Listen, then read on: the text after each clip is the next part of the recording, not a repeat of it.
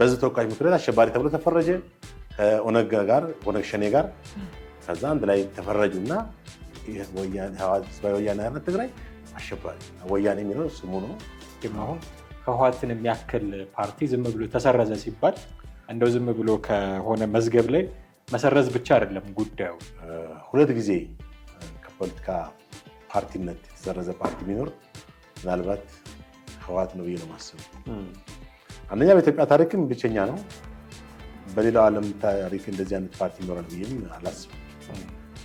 አንድ ሊሰረዝ ይችላል፣ ግን ሁለት ጊዜ መሰረዝ እኔ አቋሜ ህግ ነው ካለ ህወሓት ወልቃይት ላይ ብቻ አይደለም ህግ የሚሰራው ምርጫ ጋም ነው የሚል ነገር ደግሞ ማምጣት አለበት። ታዲያ ፍቃድ ሰጥቶት ደብረጽዮን እዚህ መጥቶ ፈርሞ ኦኬ ብሎ ተስማምቶ የምርጫ ቦርዱን እንትን እናሟላለን፣ መስፈርት እናሟላለን፣ አጠቃላይ ጠቅላላ ጉባኤ እናካሄዳለን ምናምን ብሎ የአመራሮችን ስም ሰጥቶ ተስማምቶ አጽድቆ ሄደ። ወዴት? ወደ ትግራይ።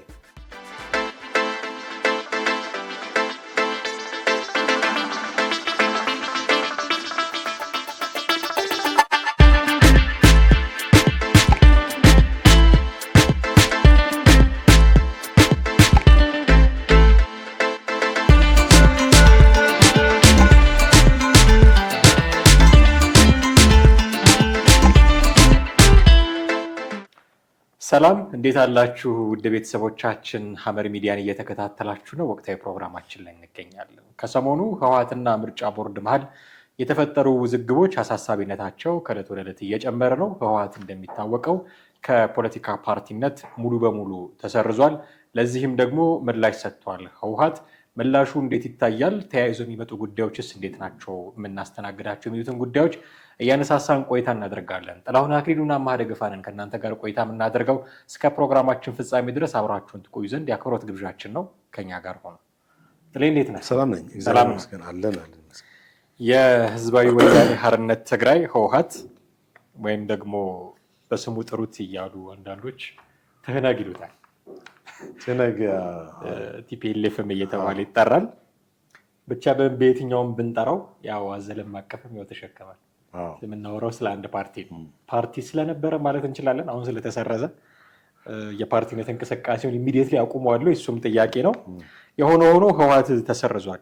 አንድምታዎቹ ምንድናቸው የሚሉትን ነገሮች ማየት መቻል አለብን ብዬ አስባለሁ። መቼም አሁን ህወሓትን የሚያክል ፓርቲ ዝም ብሎ ተሰረዘ ሲባል እንደው ዝም ብሎ ከሆነ መዝገብ ላይ መሰረዝ ብቻ አይደለም ጉዳዩ። ተያይዞ የሚመጡ በጣም በርካታ ጉዳዮች አሉና እስኪ አንድምታዎቹን እንፈትሽ። ከመሰረዙ ጋር ተያይዞ ምን አይነት ነገሮችን ማንሳት እንችላለን? እንግዲህ በአንድ ሀገር ውስጥ ማለት ሁለት ጊዜ ከፖለቲካ ፓርቲነት የተሰረዘ ፓርቲ ቢኖር ምናልባት ህወሓት ነው ብዬ ነው የማስበው። አንደኛ በኢትዮጵያ ታሪክም ብቸኛ ነው። በሌላው ዓለም ታሪክ እንደዚህ አይነት ፓርቲ ይኖራል ብዬም አላስብም። አንድ ሊሰረዝ ይችላል፣ ግን ሁለት ጊዜ መሰረዝ አንዴ ከተሰረዙ እንደውም ይበተኑና እና ፓርቲው ከራሱ ጋር ያለው ቁርኝት ምን ያክል በጣም ከባድ እንደሆነ የሚያሳይ ነው። እንግዲህ የተሰረዘው በራሱ ጥፋት ሁለቱም። የመጀመሪያው ከ3-4 ዓመት በፊት በተፈጠረው ጦርነት ነው። በሰሜን ዕዝ ላይ ባደረሰው ጥቃት፣ ከዛ ጥቃቱን ተከትሎ አሸባሪ ተብሎ ተፈረጁ። በዚህ ተወካዮች ምክር ቤት አሸባሪ ተብሎ ተፈረጀ ከኦነግ ሸኔ ጋር ከዛ አንድ ላይ ተፈረጁና ህዝባዊ ወያኔ ሓርነት ትግራይ አሸባሪ ወያኔ የሚለው ስሙ ነው። ህወሓትም ትህነግ ያልከው ደግሞ ከህወሓት በፊት የነበረው ስሙ ነው። አሁንም በአማርኛ ትህነግ ነው እንጂ ትሃት መጀመሪያ ነው። ትሃት ነበር መጀመሪያ። ባለብዙ ስም ነው ብቻ ባለብዙ ስም ወያኔ እና እንግዲህ ምንም ስም ብታበዛለት ምንም ዋጋ የለውም። ግብር ነው ዋናው። ግብር ወይንም ተግባርህ ነው ምግባርህ ነው የሚወስነው። እና የተሰጡትን አማራጮች ሁሉ መጠቀም ሲችል በጣም በሚያሳዝን ሁኔታ ሎዝ አድርጓል፣ ሚስ አድርጓል በጣም። አሁን ደግሞ እንግዲህ ሌላው ነገር ያለፈው ነገር ይብቃተውና እንደዚህ ከፕሪቶሪያ ስምምነት በኋላ በሚያዚያ ወር ነው መሰለኝ ያቀረበው ጥያቄ ሚያዚያ 13 እና ሚያዚያ 13 2015 ለቦርዱ ባቀረበው ጥያቄ ቦርዱ የሰረዘውን እንትን ፖለቲካ ፓርቲዎች የማሻሻያ አዲስ አዋጅ ላይ ነው እንግዲህ እንደገና በልዩ ሁኔታ በሚል ነው የመዘገበው እና ሰነዶችን አያይዞ ለማቅረብ ለቦርዱ ምርጫውን አመልክቶ ነበር። በዚህም ቦርዱ ጥያቄውን ተቀብሎ በልዩ ሁኔታ በሚል ፍቃድ ሰጥቶት ደብረጽዮን እዚህ መጥቶ ፈርሞ ኦኬ ብሎ ተስማምቶ የምርጫ ቦርዱን እንትን እናሟላለን፣ መስፈርት እናሟላለን፣ አጠቃላይ ጠቅላላ ጉባኤ እናካሄዳለን ምናምን ብሎ የአመራሮችን ስም ሰጥቶ ተስማምቶ አጽድቆ ሄደ። ወዴት? ወደ ትግራይ መቀሌ ከሄደ በኋላ ነው እዛ ያሉት ደግሞ የራሳቸውን ሀሳብ የራሳቸው ዓለም ላይ የሚሽከረከሩ ሰዎች እንዴት በልዩ ሁኔታ እና እኛ ነባሮች ነን በቃ ጀስት ለራሳቸው የሚሰጡ የተለየ እንትን ስላለ የቀድሞ እንትን አለፈ እኮ በቃ መንግስት ነበሩ በኢትዮጵያ ታሪክ ውስጥ 27 ዓመት ኢትዮጵያን አስተዳድሩ ሳይሆን ገዝተው ቀጥቅጠው የኖሩ በአምባገነንነት እንዳሻቸው ያው ብዙ ነገር መዘርዘር ይቻላል። ስለ ቲፒኤልኤፍ ተዘርዝሯል። ስለዚህ በዛን ሁኔታ አልፎ አሁን ደግሞ ያለህበትን ነው መቀበል። አንዳንድ ጊዜ አይደል እኔ እንትን ነበርኩ ብለህ ማለት የለብህም። እኔ አገሪቱ መሪ ነበርኩ፣ አሁንስ በቃ አንዳንድ ተራ ሰው ልትሆን ትችላለህ። እኔ እንደዚህ አስተዳዳሪ ነበርኩ፣ እንደዚህ ሊቀመንበር ነበርኩ፣ አሁንስ አሁን ያለበትን ደግሞ መቀበል ያስፈልጋል። ድሮ ጠቅላይ ሚኒስትር ነበርኩ አሁን ፓስተር ያለው ብለህ እንደ በቃ አሁን የቀድሞ ጠቅላይ ሚኒስትር ኃይለማርያም አሁን በአንድ ቸርች ውስጥ ሄደው ያገለግላሉ፣ ይሰብካሉ። በደንብ አድርገው እንደውም ወጣላቸው። አሁን ጥሩ ናቸው። እንደውም ምን ማለት ነው ወጣላቸው ማለት? ድሮ አየህ መንፈሳዊነታቸውን አልገለጹም ነበር። ኦኬ አሁን እንደልባቸው ነው የሚናገሩት። አሁንማ ደንበኛ ሰባኪ ጠቅላይ ሚኒስትር ነኝ በሚል ፍራቻም። የወያኔ ሰዎች ደግሞ እምነት የላቸውም፣ ለሚወጡ አይጠነቀቁ። የህወሓት ሰዎች ደግሞ እምነት አልባ ናቸው፣ ኤቲስቶች ናቸው። እነሱ ፊት እንዴት ጌታ ላለው እንዴት ኢየሱስ ላለው በሚል ፍራቻም ይመስለኛል እና ይገስጹኛል በሚል ፍራቻ ነው። ያ እንግዲህ አለፈ። እሳቸው አሁን ጥሩ በዛ በሐዋርያት ቸርች በራሳቸው መስመር ጥሩ ሰው ሆነው አሁን የሚያነሳ ነው። ለምንድን ነው ያኔ እንደዛ ነበር አሁን እንደዚህ ልትሆን ትችላለህ? ከፍታና ዝቅታ መቀበል ነው። አሁን ዝቅታን የማይቀበለው ቲፒኤልኤፍ ብቻ ነው። እሺ ዝቅታን ቢቀበል ይሄ ሁሉ አሁን ከውርደት ላይ ውርደት እኮ ነው እየጨመረ ያለው። ከአንድ ውርደት ከአንድ ሽንፈት ወደ ሌላ ሽንፈት። በዚህ አጋጣሚ እየተጎዳ ያለው የትግራይ ህዝብ ነው። በጣም የሚያሳዝንም እንግዲህ በዚህ ለ3 ወር እገዳ ተጥሎበት ነበር አይደል? እንደሚታወቀው አንደኛ ጠቅላላ ጉባኤ እንዲያካሂድ፣ ሁለተኛ የምርጫ ማለት አመራሮች እንዲያሳውቅ እና የመሳሰሉትን በአጠቃላይ የምርጫ ቦርድን መስፈርት እንዲያሟላ ነበር። እነሱ ልዩ የሚባል ነገር አንቀበልም። በልዩ ምዝገባ ምርጫ ቦርድ ሰጠን አልሰጠን እንደውም ምርጫ ቦርድን የመናቅ 2012 ላይም እዛ ኮቪድ ባለበት ወቅት ያካሄዱት ምርጫ ቦርድ ንቀው ነው አይደል? የምርጫ ቦርድን ህግ እና እንትን አንቀበልም ብለው ነው ያካሄዱት። አሁንም በተመሳሳይ በእንደዚህ አይነት ነገር ሲያልሉ ለሁለተኛ ጊዜ ታገዱ። ግንቦት 5 ነው ባለፈው ተርማቸው ተጠናቀቀ። የተሰጣቸው የ3 ወር ገደብ ተጠናቀቀ። ስለዚህ ያለው አማራጭ ምንድነው? ምርጫ ቦርድ ደግሞ ህጉን ነው የሚከተለው። ሌላ ምን ይከተላል? የተቀመጠው ህግ አለ። ለነሱ ብሎ ያን ህግ መተው አለበት? ምርጫ ቦርድ የለበትም። ስለዚህ ውሳኔ ያስተላለፈባቸው አሁን ሲያዙ ይሄ ምንድነው ማለት ሲለቀቁ ደግሞ ማንም እንትን ማለት አሁን ኢሚዲየትሊ ደግሞ ትናንትና ደንግጠው የሰጡት መግለጫ አለ። የምርጫ ቦርድ ውሳኔ ተቀባይነት የሌለውና ለአንድ ወገን ያደላ ነው በሚል ጻፍ አድርጎ እሱ መጽሐፍ አሁን በእንግሊዝኛም በአማርኛም ጽፈዋል እና የፌዴራል መንግስትና ዳተኝነት አሳይቷል። አሁን የፌዴራል መንግስት ላይ ነው የሚከስ የሚያቀርቡት። አንደኛ በፌዴራል መንግስቱና በህወሓት መካከል ለሶስት እንትን ነው የጻፉት። እንግዲህ ለፌዴራል መንግስት፣ ለዓለም አቀፍ ማህበረሰብና ለአደራዳሪዎች በፌዴራል መንግስቱና በህወሓት መካከል ፓናል ይካሄድ። አገሪቷ በጭንቅ ውስጥ እያለች አሁንም የነሱን አጀንዳ ሁሉ ጊዜ የነሱን አጀንዳ መንግስት እንዳይ ነው የሚፈልጉት። እንዴት ይታያል? በጣም ነው የሚያሳፍሩ። አንድ አይነት ነገር እኮ ነው አሁንም እኮ ወያኔ የሚጠይቀው። በኢትዮጵያ ውስጥ አሁን ህዝቡ ፖለቲካውም ሰልችቶታል። የፖለቲካ ፓርቲዎችንም ወሬ መስማትም አይፈልግም አይደል እንዴ? ከኑሮውም ከምኑ ጋር እየተላተመ ያለ ህዝብ ነው። እንደምታየው ነው እንግዲህ ህዝቡ በኑሮ ውድነት በጣም እየተማረረ ነው። እንኳን እነሱን ይሄን መንግስትም ራሱ በዚህ መንግስትም ራሱ ደስተኛ አይደለም። እንኳን ወያኔ አይደል እንዴ? በማንም ደስተኛ አይደለም በአሁኑ ሰዓት ኢትዮጵያ ህዝብ። እውነት ለመናገር አብዛኛው በቃ ፈጣሪ ያውቃል ብሎ ወደ ላይ መጸለይ ነው። በየሃይማኖቱ በየእምነቱ ፈጣሪን መለማመን ነው ያዘው እንጂ እግዚአብሔር ነው የሚያውቀው ነው የሚለው ከብዙ ሰው ጋር ስትሰማ ኢትዮጵያ በእግዚአብሔር ነው ያለችው ነው ይላል ባጭሩ እንጂ በእንትን ፓርቲ የሚለው ነገር ቆይቷል። ሁለተኛ የአፍሪካ ህብረት ይህንን ጉዳይ አጀንዳው እንዲያደርግ የአፍሪካ ህብረትም አጀንዳ የሰጡት ነው እና በቀጣይ ስብሰባ ሊቀመጥ እንዲወያይበት የሚል አጀንዳ ልከዋል። በእንግሊዝኛ ነው የጻፉት እዛ። ሶስተኛ ውይይቱ እስከሚደረግ ድረስ የፌዴራል መንግስቱ ምርጫ ቦርድ ላይ ጫና እንዲያደርግና ምርጫ ቦርድ ይህን እግድ እንዲያነሳ ብለዋል። አግባብ ነው ሳይሆን ፌዴራል መንግስቱ ምርጫ ቦርድ ላይ ጫና ማድረግ የለበትም የሚል የተቃዋሚ ፓርቲ በሞላበት ሀገር ጫና ያደርግበት ለነሱ ሲባል ምን ልበል የሆነ ነገሮች በቃ መንገዶች እንትን ያሉ ሁሉ መከፋፈት አለባቸው። የተዘጋጉ ነገሮች ሁሉ እንትን ማለት አለባቸው። የተከደኑ ነገሮች መገለጥ አለባቸው። ለነሱ ሲባል እንደዛ ነው የሚያስቡት።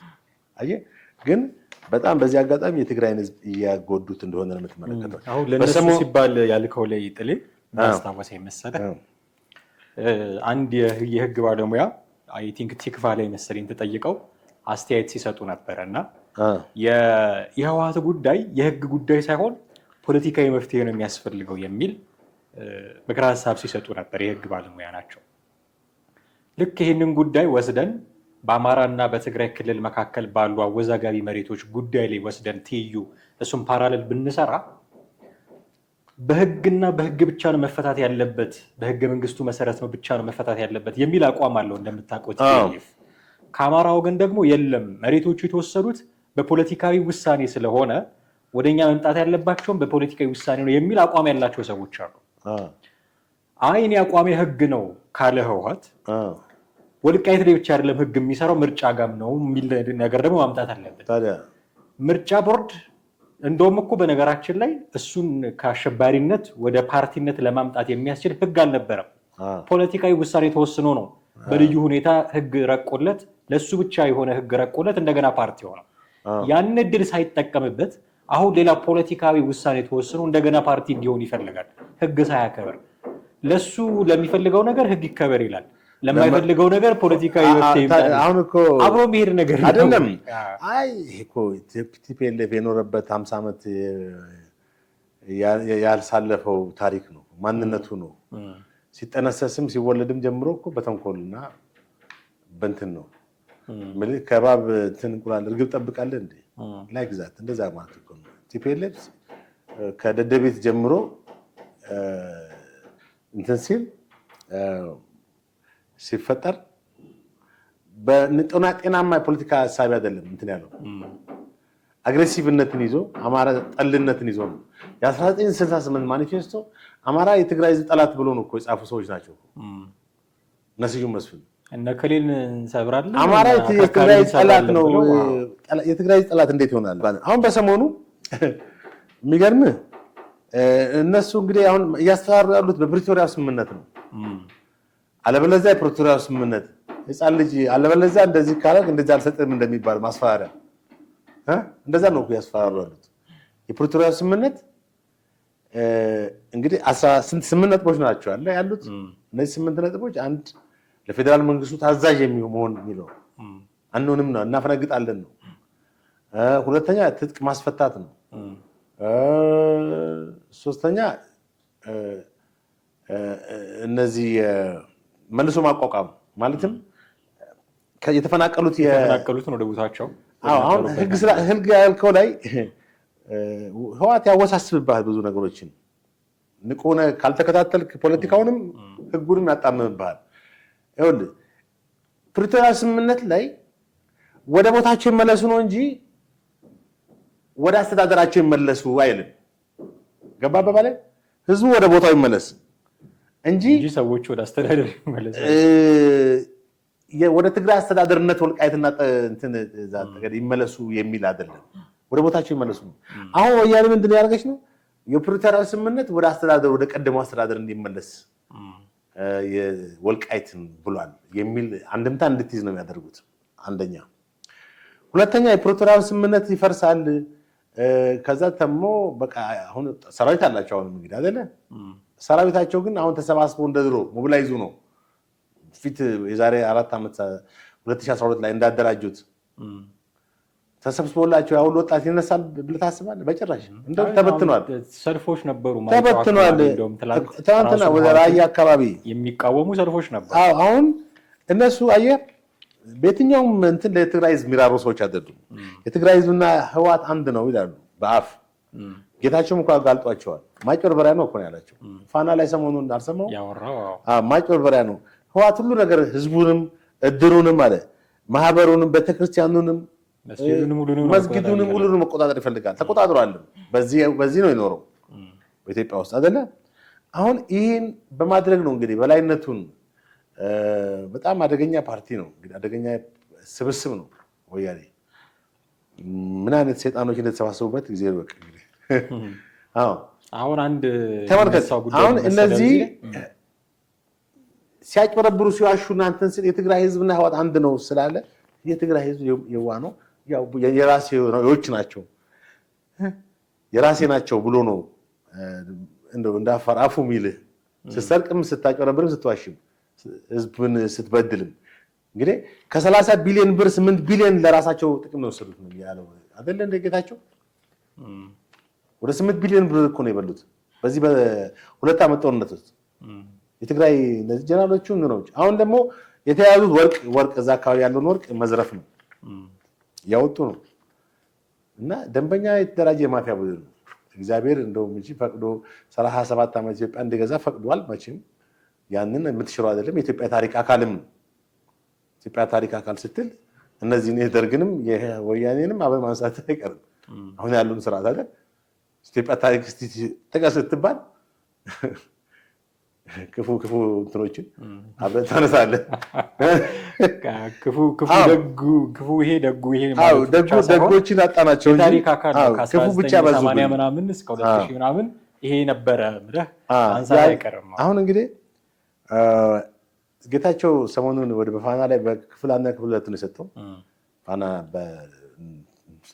በዚህ በሶሻል ሚዲያ ላይ ነው ነገሩ እና የተደራጁ እና ወደ ጠባብ ቡድናዊ አስተሳሰብ የገቡ ህዝቦች ናቸው ነው። አሁን አንድ ሰው በጣም ወደ ጠባብ ኢቭን ጌታቸውን እንኳን አንድል ማድረግ ነበረባቸው። ግማሽ አማራ ስለሆነ እሱ በቃ አማራ ነው የሚገዛን አይነት እኮ ነው እንደዛ ነው ፊልም የሚያደርጉት ነገር ግን አማራ ጠልነታቸው በፓርቲ ውስጥ በደም ስራቸው ከሬድ ብለድ ሴል እና ከዋይት ብለድ ሴል ጋር አብሮ የተጣበቀ ነው ወያኔ። የትግራይ ህዝብ አይደለም። የትግራይ ህዝብ ደግሞ የነሱን ኮፒ እንዲሆን እነሱን እንዲመስል ነው የሰሩት። በእርግጥ አንዳንድ ተሳክቶላቸዋል። አማራ ጠል የሆነ የትግራይ ህዝብ አለ፣ ምስኪን ደግሞ በብዙ አለ። ገብቷል። እና እነሱ የነኩት ነገር ሁሉ ወደ መርዝነት የሚቀየር ነው የሚመስለኝ። ስለዚህ ባጭሩ ምንድነው የምልህ አሁን ባለው ሁኔታ ቲፒኤልኤፍ እንግዲህ እውታውን አቀርበዋል። ድረሱልኝ ጥሪ የድረሱልኝ ጥሪ እኮ ነው የላከው ደብዳቤ። የትናንትናው መግለጫው ለፌዴራል መንግስት፣ ለዓለም አቀፍ ማህበረሰብ፣ ለአፍሪካ ህብረት አደራዳሪዎች ደርሷል። አንደኛ በፌዴራል መንግስትና በህወሓት መካከል እንደገና ቁጭ ብለን እንወያይ ነው የሚለው። ቢወያዩ እንኳን ጥሩ ነው። እሱ መመለሱ አለመመለሱ ሳይሆን ምን ዋጋ አለው? ተወያዩ እኮ ያደርግ ጉዳዩ ከወያኔ ጋር ስንት ዓመት እኮ ተወያየ እኮ። ከደርግ ዘመን ጀምሮ እኮ ነው ውይይቱ። ደርግንም ይሸውዱ የነበሩ ሰዎች ናቸው በጨረባ ማለት ነው። እና አሁንም እኮ ዘሴም እኮ ነው። ቢወያዩም በህግ የሚመራ አይደለም እኮ። ህግን የሚጥስ እኮ ፓርቲ እኮ ነው። ህግን በመጣስ በቃ የተካነ እኮ ነው። የተቀመጠውን ህግ ሞር አድቫንቴጁን ነው የሚያየው። ሁለትዮሽ የሚባል ነገር የለም። አንተን ጥሎ ራሱ ማለፍ ነው የሚፈልገው። ዊን አይደለም ወያኔ አካሄድ። ዊን ሉዝ ነው፣ ዊን ዲፊት ነው። እሱ ዊን ያደርጋል፣ እሱ ያሸንፋል፣ አንተ ተሸንፋል። በዛ ነው በቃ የሚያምነው። በራስ የመገዛት ፍላጎት ምንም የላቸው ማለት። አሁን መገዛት ማለት ምንድነው? እነሱ ስልጣን ለቀው ሌላው ስልጣን ላይ እንዲሆን አሁን አንገብግቧቸዋል አይደል? የዚህ ከመጀመሪያው ጀምሮ የአብይ ወደ ስልጣን መምጣት፣ ደርግ ተመልሶ መጣ፣ አማራ ነው ስልጣን ላይ ወጣው። በመሰረቱ አማራ አይደለም አብይ፣ ያው በእናቱ አማራ በአባቱ ኦሮሞ ነው። እንግዲህ አሁን ለዚህ መንግስት ይሄ መንግስት ሲመጣ የነበረው ህዝባዊ ቅቡልነት አይታል የዛን ጊዜ። ከዛ በኋላ ነው የተሸረሸረውን ባለበት ደረጃ ያለው። ከመጀመሪያው ግን ምኑንም ሳያዩት ምንድን ነው ጥላቻ ነበራቸው። የኢትዮጵያ ህዝብ እንኳን ምክንያታዊ ነው። ሌላው የተቀረው የኢትዮጵያ ህዝብ ለዚህ መንግስት የሚሰጠው ምላሽ ምክንያታዊ ነው። ካየው ነገር ነው። የመንግስት በጠበቀው መንገድ ስላልሄደለት ነው በጠቅላይ ሚኒስትሩም ሆነ በአጠቃላይ በዚህ በብልጽግና መንግስት ላይ ተቃውሞ የሚያሰማው። ያ ምክንያታዊ ነው፣ ትክክል ነው። እነሱ እኮ ምንም ምክንያት ባልነበረባቸው 2010 ጀምሮ እኮ ነው ጥላቻ የጀመሩት አይደል? መደራጀት የጀመሩት እነ ደብረጽዮን እነ ስዩም መስፍን እዛ አማራ ነው ተመልሶ የመጣው፣ ነፍጠኛ ስርዓት ነው ተመልሶ የመጣው። እና አሁንም እኮ ከዚህ ከፌደራል መንግስት ጋር ቢደራደሩ እነ ህግ ቢወጣ ሁለቱን የሚያግባባ ማለት ነው። እኔ ቲፒኤልኤፍ በባህሪው ያንን ህግ የሆነ 6 ወር ምናምን ያከብራሉ።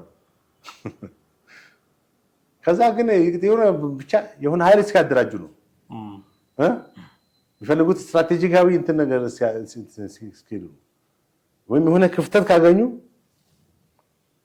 አሁን ሊቅንስ በሰሞኑ ከሰማሁት ሁኔታ ከሱዳን መንግስት እንደ አንድ መንግስት ነው ቆጠራቸው። ቲፒኤልኤፍ እዚህ ጋር ክልል ነኝ ትላለች፣ አንድ የኢትዮጵያ ክልል። እዛ ውጪ ግን ብሄቭ የምታደርገው እንደ አንድ መንግስት ነው። እንደ አንድ የትግራይ ክልላዊ መንግስት እኮ አይደለም፣ ጋቨርንመንት ነው ብሄቭ የሚያደርጉት። ሱዳንም ጋር ኮሚኒኬት ያደርጉት በሰሞኑ በዛ ሁኔታ ነው። ከኤርትራም ጋር እንደ መንግስት ነው ብሄቭ የሚያደርጉት። አንድ ሰሞን ዲፋክቶ ስቴት ብሎ ሲጮህ ነበር። ያ እኮ ነው እንደ ሶማሌላንድ ማለት ነው። የሶማሌላንድ እንትን ይናፍቃቸዋል። የሶማሌን ጎላን እንኳን ወደብ ይዛ ነው፣ ትላልቅ ወደብ፣ ሌሎች ወደብም አለ። እነዚህ እኮ ወደብ የለም ምን የለም ወፍ የለ። ወደቡንማ ሰጡት እኮ ለኤርትራ አይደል? በዚህ መሀል አንድ ጉዳይ እናንሳት። የህወሓትና የሌሎች ፓርቲዎች ጉዳይ በአንድ አይን መታየት የለበትም የሚል አቋም ያራምዱ ሰዎች አሉ። ለምን ሲባል ሌሎች ፓርቲዎች ቢበዛ ያላቸው ጽህፈት ቤት ነው። ህወሓት ግን ጽህፈት ቤት ብቻ አይደለም ያለው፣ የታጠቀ እሱ የሚያዘው ሰራዊት ሁሉ አለው። አሁን ፓርቲ ሰራዊት ሊኖረው ይገባል ወይ ጥያቄ ነው። መቼም በምርጫ ተወዳደሬ አሸንፋለሁ የሚል ሰላማዊ ትግል ውስጥ የገባ ፓርቲ ምን ሲደረግ የሚያዘው ሰራዊት ኖረው፣ ያው ብዙ ብልሹ አሰራሮች እንዳሉበት ሀገር ይሄ ነው ብለህ ብቻ የምትለው አይደለም። በርካታ ምክንያቶችን ልታነሳ ትችላለህ። ከመንግስትነት ሸርተት ባለ ቅጽበት ግን ያ የሚያዘው የነበረው ኃይል የፓርቲ መሆኑ ማብቃት ነበረበት። ስልጣን ላይ ያለም ኢቨን የፓርቲ መሆን አልነበረበትም፣ የመንግስት ነው መሆን የነበረበት። እኛ ሀገር ግልጽ መስመር የለም በፓርቲና በመንግስት መካከል እንደምታውቀው። ስለሚጣረስ የታጠቀ ወታደር ያለው ፓርቲ ሆኗል። ጉልበት ያለው በጉልበቱ የሆነ ነገር ማስፈጸም የሚችል ደስ ያለውን ሰው ስልጣን ላይ የሚያወጣ ደስ ያለውን የሚያወርድ። ይሄ ዝም ብለን የምንለው አይደለም። ጌታቸው ረዳን የእሷቸው የሾሟቸውን ሰዎች ማህተም እየቀሙ ሲያባሩ እንደነበረ እናውቃለን። ይህን ሁሉ ያደረጉት በታጠቁት ኃይል ነው። ስለዚህ ህወሓት እንደ ፓርቲ የታጠቀ ኃይል ያለው ፓርቲ ነው ማለት ነው። ሌሎች ፓርቲዎች ኢትዮጵያ ውስጥ ያሉት ከመንግስት በመለስ ያሉት ያው መንግስት ስለሆነ የሚያዘው ኃይል አይጠፋም። ሌሎቹ ግን አንዳንዶቹ እንደውም ቢሮ አላቸው ወይ ራሱ እርግጠኛ መሆን አትችልም። የሆነ ጊዜ ሲባል እንደነበረው ማህተማቸውን ኪሳቸው ውስጥ ይዘው የሚዞሩም ሊሆኑ ይችላሉ። የረባ እንኳን የህዝብ እንትን ያላቸው አይደሉም። ሀሳብ አለን ብለው ነው የሚንቀሳቀሱት። ህወሓት በአንድ በኩል እንዲህ የፈረጠመ ጉልበት ኖሮት፣ ሌሎች ደግሞ በሌላ በኩል የሚሰበሰቡባቸው ደህና አዳራሽ እንኳን የሌላቸው ፓርቲዎች ስለሆኑ በተመሳሳይ አይን ልናያቸው አንችልም የሚል አመክንዮ የሚያነሱ ሰዎች አሉ። ህግ ከወጣ ለሁሉም እኩል መሆን የለበትም ወይ የሚል ጥያቄ ደግሞ መነሳት ያለበት ይመስለኛል። እና ህወሓትም ይህንን ስለሚያውቅ ይመስለኛል እንደው ከመስመር ፈንገጥ ያሉ ሀሳቦችን የሚያነሳው ብዬ ነው። አሁን ባለው ሁኔታ ሌሎችም ክልሎች እኮ በቂ ወታደራዊ እንትን አላቸው። ፓርቲዎች ነው ማለት ነው። ክልሎቹማ ያው የመንግስት አስተዳደር ውስጥ መዋቅሩ ላይ ያሉ ቲፒኤልኤፍ በ17 ዓመት ትጥቅ ትግል ወቅት እንትን ያላቸው ታጋዮች ሰራዊት አለው ማለት ያ ነው ወደ መንግስትነትም የመጣው። ከዛ በኋላ ከመንግስትነትም ከወረደ በኋላ ያንን ታቅፎ ቁጭ ብሏል። ያንን ስለተማመነ ነው የዛሬ 3 ዓመት ወደ ጦርነት ከፌዴራል መንግስት ጋር መዋጋት እናሸንፋለን ደብረጽዮን በቃል የዛን ጊዜ ያለው ምንድን ነበረ? አድዋ የኛ ድል ነው የኢትዮጵያ ድል አይደለም እኮ ነው ያለው። በጣም ያሳዝናል እኮ በትግርኛ እንደዛ ነው ያለው። አድዋ ታሪኩም እዚህ ነው ድሉም የኛው ነው እኮ ነው ያለው። ስለዚህ ማንም አያሸንፈንም በመሬታችን ቢመጣ የመጣው ነው እናሸንፋለን ብሎ በጣም በቅዠት አይነት እንትን ለቀቀ ለህዝቡ።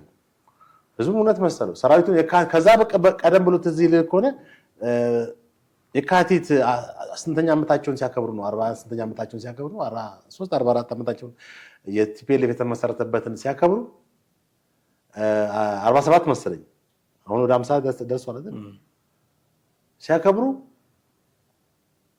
በጣም አህያና ፈረስና ውሻ ሁሉ የወያኔ ባንዲራ ቀብተው አልብሰው አልነበረም? እንስሳቶችን ሳይቀር ትምክታቸው ማለት ነው። በጣም ሰማይ ደረሰ ትምክት ነበር የነበራቸው። ይሄ እኮ በጣም ትዕቢት ነው። ምንም የሚያስፈራን ነገር የለም። እኛውንን በሰማይም በምድር እንዳለው እንደ ጀርመን ናዚ ጦር ማለት ነው። አከርካሪው ተመቶ ነው ከጨዋታ ውጭ ሆኖ በተባበሩት የጦር ኃይሎች እና ወያኔ በቃ ከትምክቷ የተነሳ ትግራይ ህዝብ እንዲመካ በትግራይ ህዝብም ላይ እኔ ነኝ ጀግናችሁ አጨብጭቡልኝ ገባ አወድሱኝ አምልኩኝ ሁሉ እስከ ማለት ሳይደርስ ይቀራል። ያ እንደዛ ነው። ፋይናሊ የውድቀት ነው የተከተለው። እንግዲህ ትዕቢትን ትቀድማለች የሚባለው መጽሐፍ ሁሉ ሲጠቀሱ ይሄ ነው። ትዕቢታቸው ነው፣ ማናለብኝነታቸው ነው። ትላልቅ የነሱ አመራሮች ናቸው በየጫካ የተገደሉት አይደል? ስማቸው በጣም ገናና የነበሩት ሚኒስትሮች ስዩም መስፍን፣ አስመላሽ፣ አባይ ፀሐዬ፣ ሌሎችም ጀነራሎች ሁሉ ተገድለዋል። ቀላል ህዝብንም አላለቀም። አሁን ያለቀውን ህዝብ ቁጥር ራሱ በትክክል አይናገሩ፣ ይሸፋፍናሉ። መርዶ ራሱ በአግባብ ያልተናገሩ ሰዎች ናቸው። ቤተሰብ ልጆቻቸው ሲቀሩ ነው በቃ አምነው የተቀምጠው። እዚህም እዛም ለቅሶ የነበረበት ጊዜ ነበረ አምና ካቻምና እና ያ ሁሉ አቆጫቸውም። አሁንም ወደ ሌላ አዙሪት ጦርነት ነው ህዝቡን ግን አሁን አንተ ላነሳው ነጥብ ማለት ነው። አዋይ እንደ ሌሎቹ አይደለም። ቲፒኤልኤፍ የራሱ ኃይል ያለው የታጠቀም ስለሆነ ቀደም አንተ እንዳልከውም የመጣውም ደግሞ በመፈንቅለ መንግስትም ስለሆነ እንደ ሌሎች ፓርቲዎች ትሪት መደረግ የለበትም። ልዩ ሁኔታ ያስፈልገዋል። አሁን ዝም ብለው መሰረዝ የሚገባው አይደለም። ሌሎች ፓርቲዎች ቢሆኑ ህጉ እንዲህ ይላል ብለህ መሰረዝ ትችላለህ። ህወሓት ግን የታጠቀ ስለሆነ እንደው ዝም ብሎ መሰረዝ አግባብ አይደለም የሚል ክርክር የሚያነሱ ሰዎች አሉ። እና ሁሉም ሰው በህግ ፊት እኩል ነው ከሚባልበት ሀገር ይጠበቃል ወይ? በጭራሽ። አሁን ሁለተኛ ላይ የተናገርከውን ነው የምቀበለው እኔ። መጀመሪያ ላይ የተናገርከውን ሳይሆን ህግ ሲወጣ ሁለት አይነት ህግ በአንድ ሀገር ሊወጣ በጭራሽ አይችልም።